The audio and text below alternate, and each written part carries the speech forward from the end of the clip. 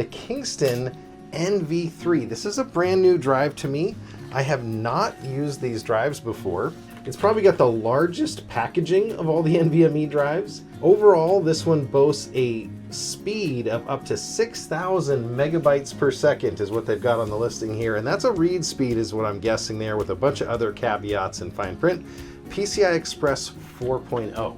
So PCI Express 3 is going to be 8 gig of transfers a second. PCI Express 4 is 16 and 5 is 32. So your graphics cards, when they say they're bottlenecked, that's because of the PCI Express generation or the bandwidth. So this is going to use 4 channels of PCI Express 4 connectivity. So we're going to open this thing up and we're going to see how it does. These things are literally the size of a stick of gum. So that's 1 terabyte of information with up to 6,000 megabytes per second of read speed in something that's the size of what used to be a stick of gum. I'm going to use my test system here, which is an Intel 12400 on a little ITX package. It does have PCI Express Gen 4, so that's good. You're going to need the smallest screwdriver you've ever had. So that's installed pretty easy. I'm going to go ahead and fire the machine up. I got a little test button here. So this file is going to do 4 things. It's going to do a sequential write for 30 seconds in a 10 gig file here. It's going to do a sequential read for the same 30 seconds in 1 block chunk, or 1 meg blocks here. And then it's going to do a random write and a random read. And the idea here is at the end of this, we're going to be able to find out which is the best drive. So without further ado, we're going to test the Kingston NV3 right now. I'm going to go ahead and run the test and it's going to start processing. So this is the sequential write is first. Now we're getting data right away out of this. That's what I like about this. It's down here at the bottom. We're getting 3,240, 3,267. I'm going to go ahead and write down the highest number that I see, and then we're going to transfer it over as soon as our test is done here. There we go. So it came back with 3,411 megabytes per second. Now we're getting the read speeds here. This is the one that it boasted the 6,000 megabytes per second, and it's somewhere around 3,400. This was kind of expected. That one, sequential read, is going to be 3,623, so a little bit higher. So not bad. We're doing pretty good. Now this is where things are going to start to, the rubber meets the road. We're doing the random writes, and that's dropping pretty precipitously. We're in the 1150 range on the random writes, you can see there. So 1130, 1192, it's kind of bouncing around. It's pretty consistent. We're going to see what the final number is. It's going to be 1220. So random write is going to be 1220 megabytes. Now random writes are going to be good for games and other things where you're writing data to disk, and it's not going to all be sequential. This is when you're having lots of small files on your file system. This would be when you'd look for the random writes. Random read is going on right now, and that's a little bit better. So this is where it's having to jump around the drive. It's less than half of what the sequential read is, though, you see. So very important to look at these other kind of numbers, and this depends on how contiguous your file system is. And that one came in at a whopping 1687. Many different kinds of memory on this flash memory. There's SLC, TLC, QLC. It is the level of cells. So single level, triple, quad level. So the QLC flash means that you're going to have a lot more data per cell. So it's going to have to write 4 bits versus 3 on the triple versus single.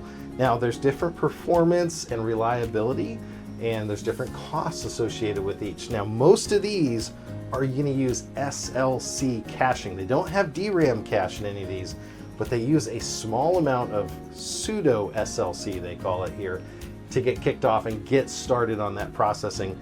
So that gives them a little bit of a boost on performance, whereas the TLC and QLC is a little bit cheaper to manufacture. So you're going to have that kind of buffer in there. They're all going to have trim support. They're going to have wear leveling, all of that. So it's going to work with your operating system to move data around. MP44Q from Team Group. So there we go. This is the drive. It's the same 2280 PCI Express Gen 4x4 here. So hold it right side up, it even helps better. And it has a graphene label. You see how it says graphene on the corner there? But the MP33 is one of my favorite and just all around best drives from Team Group. I can't tell you how many of those I've bought over the years.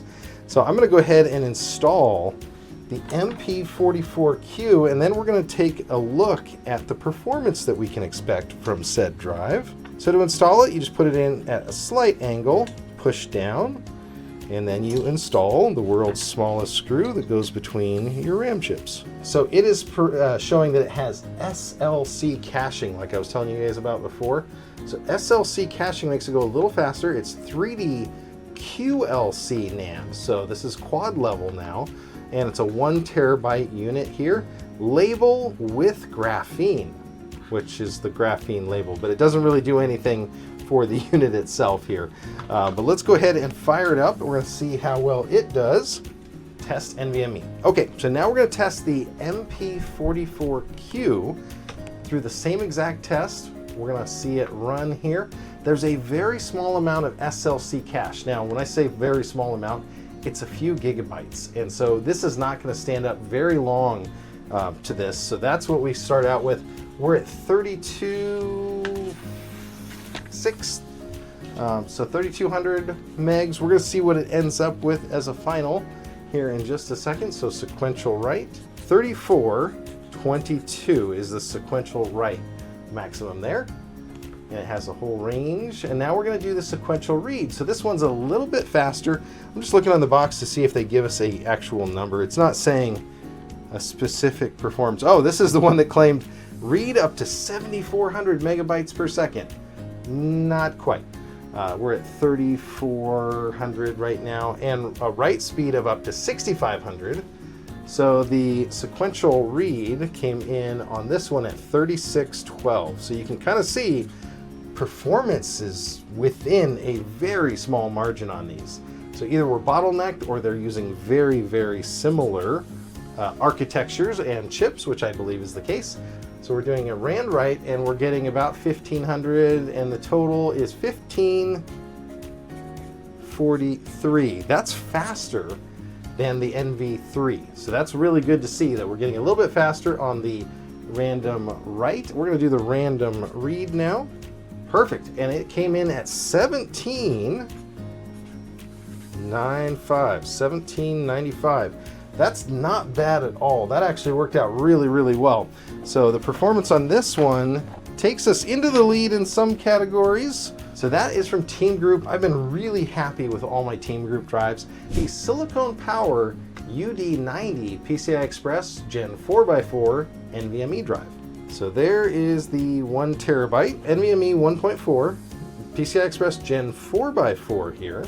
We're gonna go ahead and start the test again here. This is for the Silicon Power UD90 1 terabyte. I'm gonna get started to write this down. We're at 3377. It ends a little bit faster when it gets completed here. These do have a very small amount of cache usually, and we'll go talk about what that is here in a second. So this one's sequential write, 3526. So it's our new leader, 3526. So it is the fastest drive so far, sequentially writing. Not by much, you know, it's about 100 megabytes per second faster, but that's 3% here. And if the price is the same or really, really close, you're getting 3% more performance. So not bad. Now we're checking a look at the sequential read. So how fast can it pull data off of a disk? And it's gonna be about the same, it looks like. Data's coming back and we got a number of 3608. Now I'm gonna check my notes back here just to make sure. That is right in line. It's actually a tiny bit behind some of the other ones. So this has a 100 megabyte faster write, but within a quarter of a percent on the read. Now we're gonna do the random. This is where the rubber meets the road, and this is slowing way down on the randoms. This is very interesting. So random write on this one is struggling to get going. This is a brand new drive. You saw me open it for the first time and plug it in. It's never had any data written to it. It only did 512 megabytes per second. So this is what I was talking about. You can buy drives that are the same exact price, same exact specs, and they can perform wildly differently. In this one, I'm getting a random read now So not even writing, I'm just reading, and it's really, really slow. We're in the 400s. We're gonna see what the final number is. It's a great idea to test these drives out with you. Now it just bumped up. It was interesting because that's now at 700 megabytes. So that was 700 megabytes even, but at the very end, it boosted up really, really fast. But that is from Silicon Power. So now we have that number. So that was from Silicon Power. I'm gonna take us back over. We're gonna shut down our Linux box gracefully.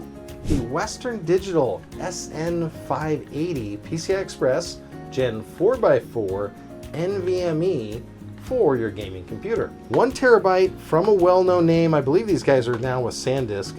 It does have a 4150 read quote on here. Interesting look to it. You know, they are rebranding this and they're putting a new blue label across the top. I don't know if that's actually going to help or not. Very small. You can see the writing on it, and there's the chips wide out in the open there. So we're going to go ahead and install this guy. We'll see if this is most accurate to its quoted performance. We're going to do 4 tests on this one. We're going to do a test of sequential write, sequential read, random write, random read. Sequential read and write, maybe you're exporting a large file, you're copying a big file from one to another. Sequential read, loading a video game might have that. Random reads, random writes, if you're dealing with very small files a bunch, that can be where you need that kind of performance. Databases, other things like that would use the random performance. So here we go, we're kicking it off. We're gonna see what the performance is on this one. It's amazing, they are all so close to each other in performance. And we have seen some outliers. I really wish I should get one of the really fast drives out, and we'll throw it in this thing and see if we can blow the numbers away. But this is the fairest test I could come up with. This one's running right now, it's 70% done, and it's getting about 3,300 megabytes per second, which is gonna come down, I think, somewhere in the 34 range. So 3482 for sequential write. This is the sequential read speed coming in now, and we're looking for that number to pop up. It's gonna be in the 35, 36 range again. 3619, that is right in second place as well. So 3619, right in second place. Now we're doing the random write, so it's just scattering data around the drive, trying to confuse it, put it in different places, and it looks like that number is actually doing really well. This may be our new leader on the random write area. So random write's just about to check in. I think it's going to be in the 1700 megabyte per second, and it's been really consistent at that. So 1784. So the fastest drive for random is going to be the Western Digital with the SN580. Not bad. Now, random read is a different story. I'm just taking a quick look compared to the other drives, and this is where this one falls down. This is such a great test. It's going to be such a great graph at the end when we get it.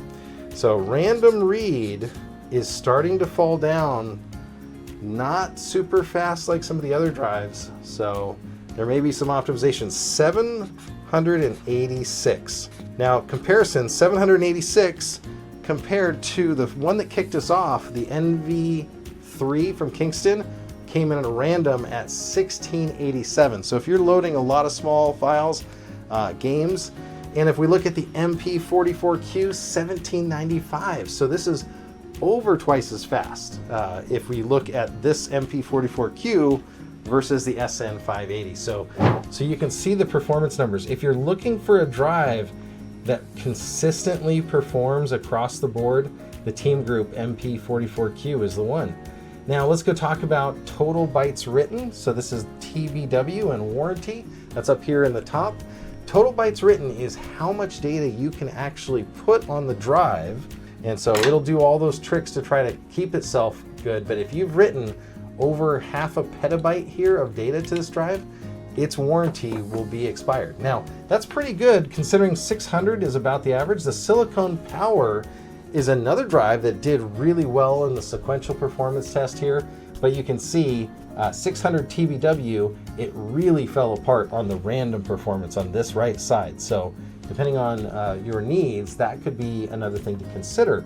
The Kingston was one I had high hopes for. It's a newer drive, the NV3. This one, the write speeds dropped down precipitously on the random. Not as bad as some of the other ones. It has a 320 terabyte total bytes written, TBW. So it's almost half of the other drives. So you could have a 5-year warranty, but if you're using your data a lot on this drive, they could actually have it go bad, and then they could say, well, no, you've used this drive too much, you've worn it out, and they wouldn't cover the warranty. And then lastly is the Western Digital. I had high hopes for this because I've got some other Western Digitals, the really high performance ones, and they work great.